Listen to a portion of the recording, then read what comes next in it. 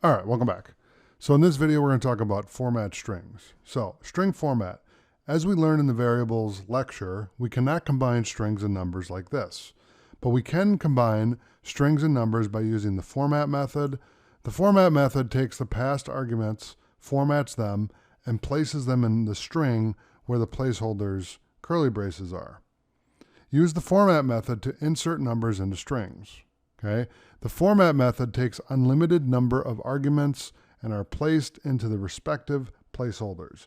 You can use the index number 0 to be sure the arguments are placed in the correct placeholders.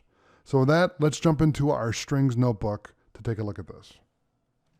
All right, so we're inside of our strings notebook here, and let's take a look at the why we cannot combine strings and numbers, okay?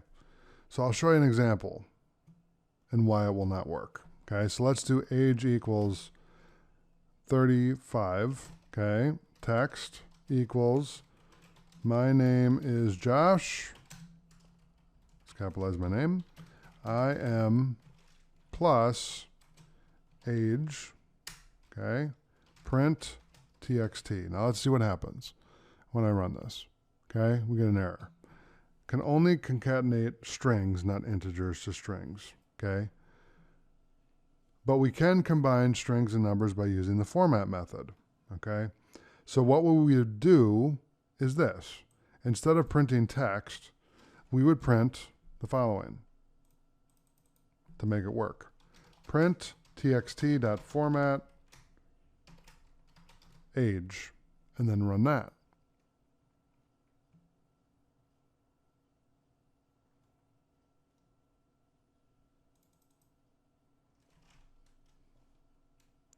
And we need to make a correction up here too. So we do txt equals my name is Josh, I am, and then instead of plus age, we're going to be inside the quotes with a curly brace, okay? So the format method takes the passed arguments, formats them, and places them in the string where the placeholders curly brackets are, which is what we talked about in the PowerPoint as well. So I'll add the curly brackets in there. And then below that, we're going to do print txt.format, and then put age there, and then run that. And now we have, my name is Josh, I'm 35. Okay? The format method takes unlimited number of arguments and are placed into the respective placeholders.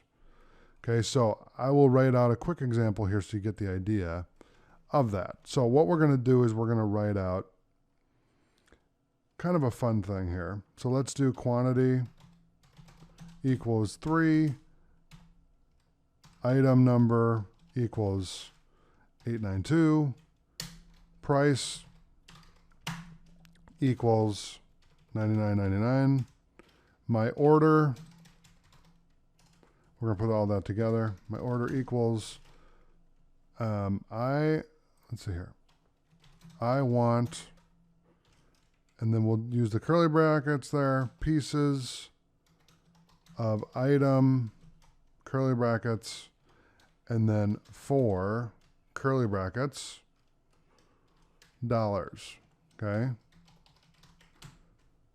And then we're going to do print my order dot format quantity item number and price. And now we know what this is going to do. Quantity is going to be 3. Item number is going to be $8.92, and price is going to be $9.99. Now let's add the dollar sign in there. Okay, it's probably going to throw an error. Yes. So let's leave the dollar sign out, and then we'll run it again. I want 3 pieces of item 892 for $99.99. Okay. We can also use the index numbers 0 to be sure the arguments are placed in the correct placeholders.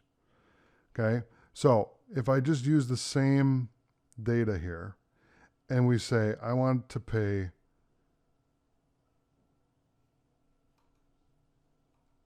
I want 2 pieces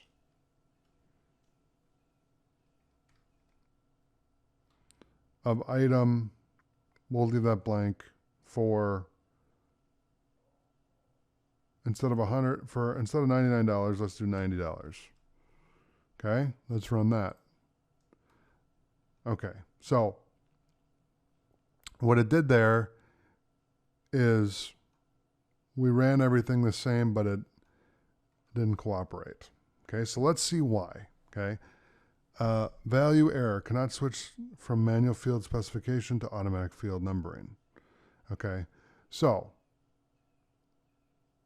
what it does is when you do that, what it's supposed to do, based on my example, is when you type that out, I want to, etc., it's still going to print out the numbers here, okay? But the idea behind it is you can use the index number 0 to be sure the arguments are placed in the correct placeholders. Okay, so you could use 0 across the board here just to make sure that they start at 0 and then they get the value that they're supposed to.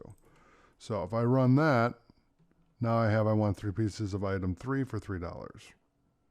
Okay, so what that's doing is it's saying, look, all these values are going to be 0, which is the very first variable that we made here, which is quantity. Okay, now if I do 1, so this is 0, this is 1, this is 2. So if I do 1 and then I do 2, what's that going to do? I want 3 pieces of item 892 for $99.99. Or for $99. Let's just do $99. Okay, I'll run it again. Okay, there you go, $99. So that's how you can make this work and make sure that the arguments are placed in the correct placeholder. Is you can modify it to wherever you need it to be. Okay, so if you didn't put it in order, let's say somebody else wrote all these strings out, right? And they're like, okay, here, I'm going to create all these and create the variables. And you come back and you're like, wait a minute, these are not where they're supposed to be. Then you got to go back and redo everything, or you can just grab the, you can use index number 0, and then it will start at the top. So whatever's the first variable, that would show up first. And then 1 would be number 2, and 2 would be number 3. Okay?